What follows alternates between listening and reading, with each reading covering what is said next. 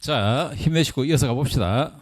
네, 그래도 일요일에 이런 특강을 하고 또 앉아 계신 여러분들, 보시는 동학생도 마찬가지지만은 의미 있는 시간들이죠. 네, 이 의미 있는 시간들이란 게 그냥 지금의 문제가 아니라 제발 한 바퀴만 더 복습을 하세요. 알겠죠? 네, 좀 알만할 때 복습하는 게 굉장히 좋습니다. 네, 그래서 복습의 효과도 인지심리학적으로 본다면은 복습의 효과를 보통 이런 거죠. 단어 외울 때 몇 번을 외우면 딱 외워질까 궁금하실 텐데, 첫날 외우고 나서 14일이 지나기 전에 한번 외우고 그 다음 한 주 더 지나고 외우면은 암기력이, 그 단어에 대한 암기력이 대략 한 80%까지 유지됩니다. 단 한 2개월 정도 실험 결과. 알겠죠? 그러니까 여러분이 오늘 열심히 했다고 해서 일주일 뒤에 보니까 까먹었네? 난 돌머리일까? 아니고 정상적 사람입니다. 알겠죠? 그걸 보고 일주일 뒤에 봤는데 또 떠올랐다. 천재죠? 그럼 천재는 순경시험 치지 마시고 경찰청장 도전하셔야죠. 알겠죠? 그러니 여러분의 능력의 문제가 아니라 공부의 방법과 타이밍이라는 부분들이 작용하기 때문에 하셔야 되고, 또 지금은 이제 시험이 좀 임박했으니까 임박한 만큼 이 경찰에 대한 공부량을 조금 더 늘리시면 됩니다. 알았죠? 그리고 이 강의 이것만 본다고 다 되느냐, 그렇다라고 하면 제가 사기꾼인 거고, 그게 아니라 이걸 기준으로 이렇게 이제 경찰을 접근하면서 정리하면서 제발 누차 부탁하고 싶은 것은 양치기 하지 마세요. 양을 늘리는 것은 진짜 죽는 길이에요. 양을 줄여도 할 수 있다는 겁니다. 알겠죠? 그리고 외워야 될 것들은 최소화시키시고 이해를 하시고, 알았죠? 그래서 아직도 안 늦었으니까 동강생도 그렇고 이런 뭐 특강도 좋지만은 또 핵심 요약 정리해 놓은 것들도 참고로 하시고, 기본 강의 같은 것도 참고로 하시고, 그리고 OX 같은 경우에 누차 말하지만 이 OX 이 지문 올리는 요 오픈 카카오방, 여기에 앞으로 지금 경찰 곧 시험 임박하기 때문에 개정된 사항이라든가 이런 것들을 즉각 올릴 테니까 제발 잘 활용하시기 바랍니다. 알겠죠? 네, 잠수 타시는 방이라고 생각하시고, 그리고 질문 내용들은 제발 좀 카페에 오셔가지고, 지금 쉬는 시간에도 가보니까 질문들을 자꾸 하시는데 카페에 오셔가지고 여기에다가 질문하시면 됩니다. 이런 질문의 답변들을 제가 직접 하기 때문에 혹시 뭐 조교 아닙니다. 알겠죠? 제가 직접 답변해 드릴 거니까, 그래서 거기다 뭐 상담 같은 거 신청하시면 됩니다. 가이드 한 대로 따라가시면 되겠죠? 자, 우리는 오늘 더 달려갑시다. 첫날 1탄 때 너무 여러분이 자세하게 설명해 줬더니만 진도를 잘 못 나가서 오늘은 좀 진도를 좀 나가야 됩니다. 이제 알겠죠? 이렇게 해서도 오늘 진도가 다 못 나가면 또 다음 3탄 수업을 또 하는 거죠. 알겠죠? 내용이 중요한 거지 뭐 양이 뭐 중요합니까? 알겠죠? 알고 시험장에 가는 게 목표입니다. 우리 실질적인 걸 하는 거죠. 자, 그러면 이제 행정법 파트 85번 질문부터는 이제 행정법 파트로 들어가게 됩니다. 행정법 파트 쉽습니다. 쉽다는 말이 좀 여러분에게 낯설겠지만은 알 것을 정확하게 제대로 알아두면 행정법에서 그렇게 길을 잃고 방황하지 않습니다. 그리고 행정법만 제 기본 강의를 별도로 한번 보시는 것도 좋은 방법입니다. 네.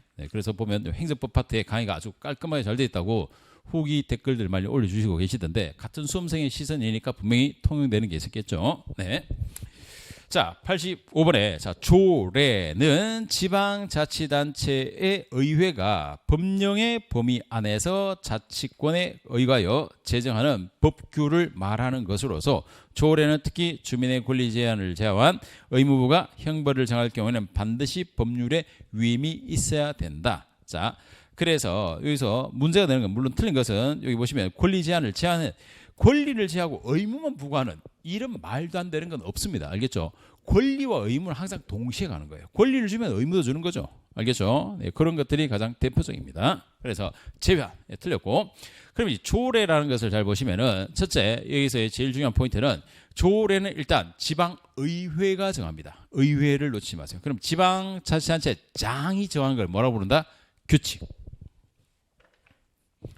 자, 조례는 기본적으로 이것은 의회가 제정하는 규범이라면, 규칙은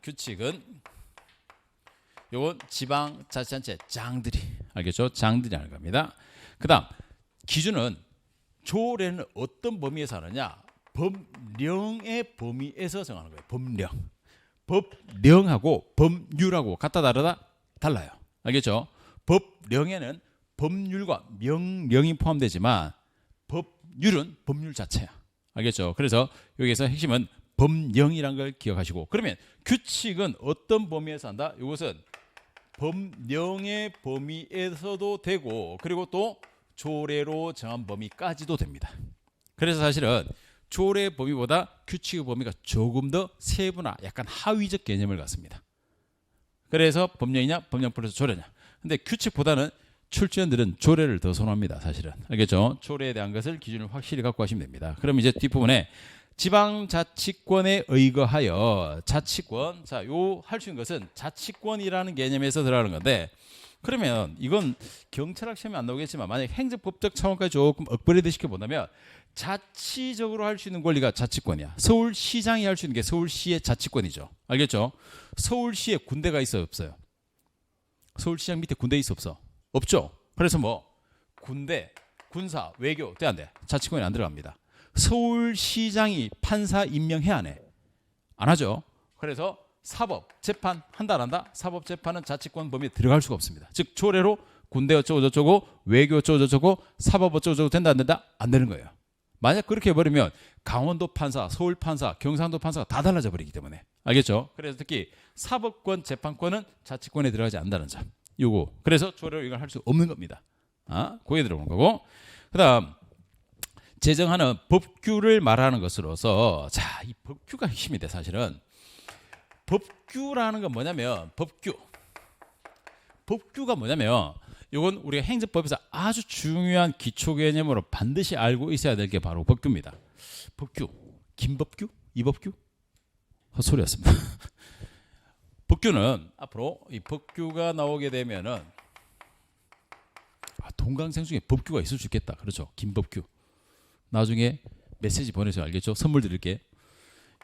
법규가 나오면 이것은 기본적으로 법에 관한 규율적 사항을 법규라고 불러주는데 이렇게 국어로 보시면 안 되고 법규가 나오면 무조건 국민의 권리와 의무에 영향을 미칠 수 있는 사항을 다 법규라고 불러줍니다.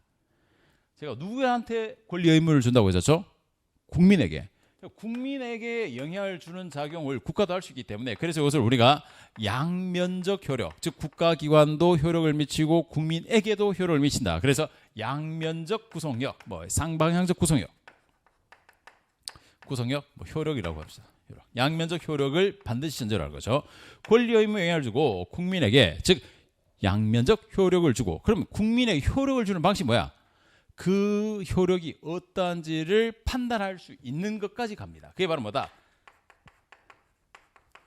재판 규범. 규범이 어려운 말이 아니에요. 그냥 기준이야, 기준. 재판 기준, 재판 규범. 동의어입니다, 사실은. 근데 좀 학무틱하게 재판 규범 요 따위로 표현할 거예요, 출제원들이. 알겠죠? 이게 법규의 다야. 알겠죠? 그럼 자, 조례가 법규성을 지닌다는 말은 뭐다? 권리 의무에 영향을 줄 수 있고 국민에게도 영향을 줄 것이고 그리고 재판의 기준이 된다 안 된다? 된다. 다 되는 거예요. 그럼 규칙은 법규일까 아닐까? 규칙은 법규성을 지니는 게 약하다고 불러줍니다. 거의 없다고 봐야 되는데 아주 예외적인 게 좀 있기 때문에 없다라고 그냥 보면 그럼 뭐다? 규칙으로는 권리 의무에 영향을 준다 안 준다? 안 주는 거예요. 이게 이제 여러분 시험에 제일 많이 건들 거예요. 그래서 규칙으로서 뭐 권리 의무에 영향을 준다든가 뭐 벌금을 부과한다든가 된다 안 된다? 안 되는 이유가 거기에 있습니다. 얘는 법규성이 없어서 그래. 근데 얘 자체만으로 법규성을 갖고 주는 것이 아니라 이 조례는 법령의 범위이기 때문에 위에 법률 명령과 연결한 그 범위 내에서만 한정적으로 영향을 주는 게 조례의 특징입니다. 그래서 주민에게 어떠하다? 1,000만 원 이하 이렇게 범위를 정하고 있는 거죠. 이게 조례입니다. 자, 그래서 조례, 규칙, 법규라는 개념도 꼭 알아놓으시고 앞으로 법규 나오면 그냥 이건 자동 세트입니다. 알겠죠? 이건 핵심 개념으로 딱 장착하고 계셔야 됩니다.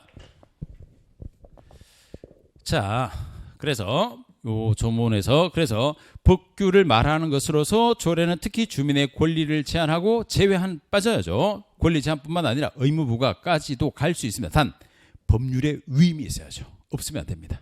조례 자체로는 안 되는 거예요. 그래서 조례가 약간 보완적인 성격을 많이 갖고 있습니다. 네. 자, 법률의 위임. 자, 밑에 오셔서 86번에 헌법에 의하여 체결 공포된 조약과 일반적으로 승인된 국제법규도 경찰법의 법원으로서 볼 수 있다. 법원으로 볼 수 있는 거죠. 법원이 뭐예요? 법원. 법원이 이제 학문적으로는 바로 기본적으로 법규의 인식의 근거 이런 말을 쓰는데 그런 어려운 말 빼고 그건 여러분 시험에 별로 중요하지 않습니다. 그건 그냥 판사들이 쓰라고 하고 우리가 법원 하면 판단의 기준이라고 생각하면 됩니다. 법원은 판단의 기준이에요. 뭔 기준이 있어야 판단할 거 아니야. 알겠죠? 그 기준을 우리가 보통 법원이라고 부르는 거예요. 법원. 그래서 그 기준으로서 가장 크게 볼 수 있는 것이 글자로 정해져 있는 걸 성문법원, 글자화되어 있지 않은 것을 크게 불문법원 이렇게 분류를 해주는 겁니다. 성문법원, 불문법원은 꼭 기억하고 계셔야 됩니다.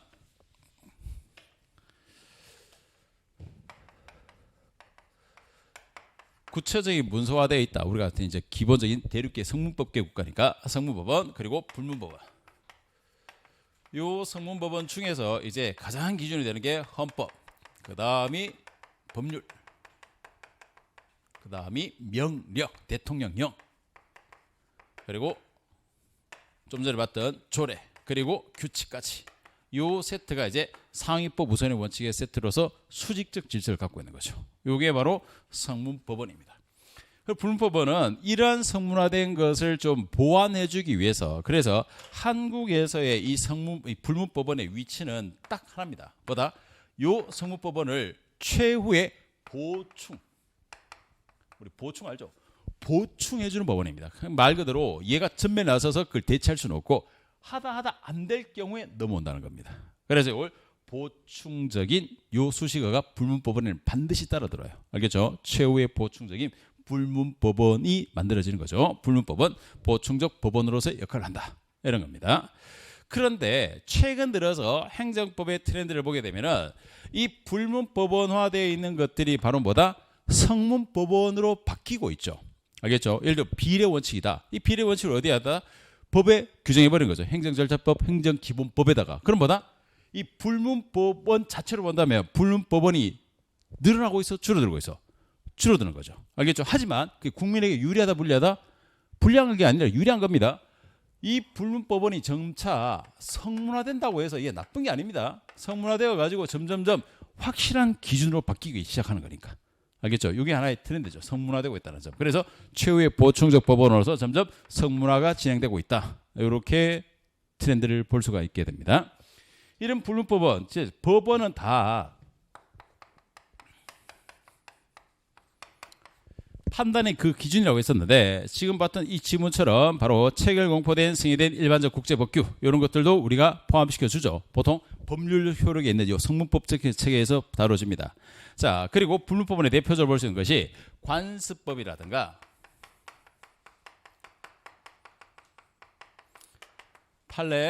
판례법 그리고 조례가 아니라 조리 이게 사실 영역이 크죠. 여기 이제 비례 원칙, 실현 성실 원칙, 평등의 원칙, 자유구속의 원칙 등 이런 다양한 원칙들이 들어오게 됩니다.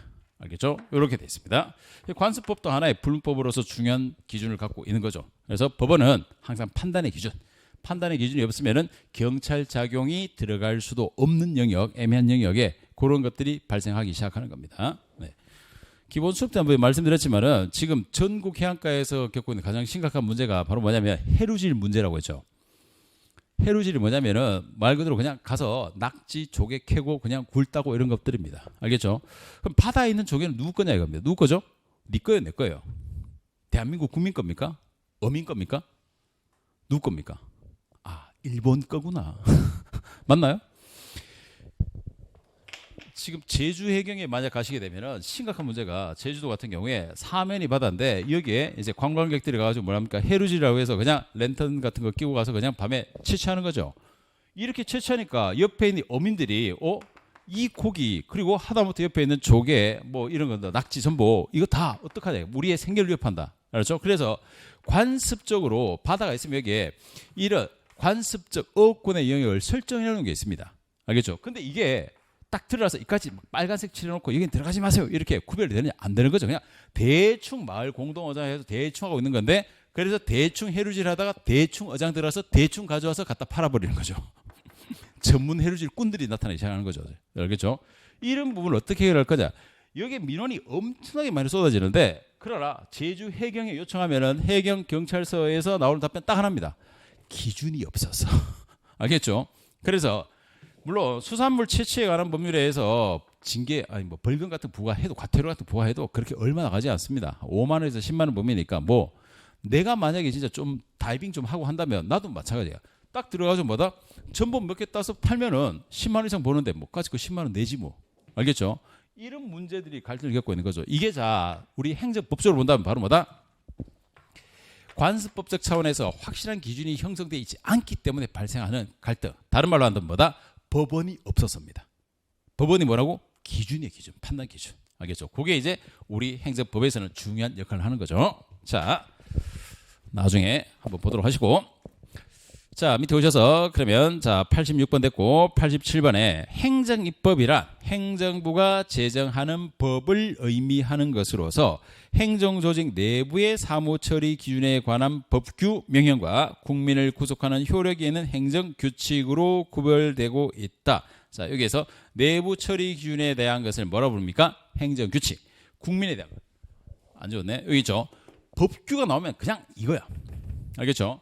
그래서 법규에다가 령적인 걸 붙이면 법규 명령. 그럼 법규 명령의 성격은 뭐다? 권리의명령을 줍니다. 양면적 구성력을 있습니다. 재판 규범이 다 됩니다. 다 돼. 그러면 이 법규성이 없는데 룰적 역할을 하는 것의 대표적인 것이 바로 뭐냐? 행정규칙이죠.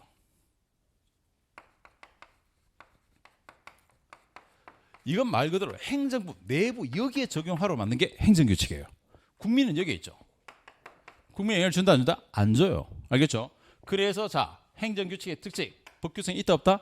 법규성이 있다 없다? 없습니다. 법규성이 없으니까 끝났습니다. 얘는 법규성이 없으니까 자 재판의 기준이 될까 안 될까? 재판 규범 안 됩니다. 국민의 권리 의무에 영향을 미칠까 안 미칠까? 권리 의무에 영향을 줄 수가 없죠.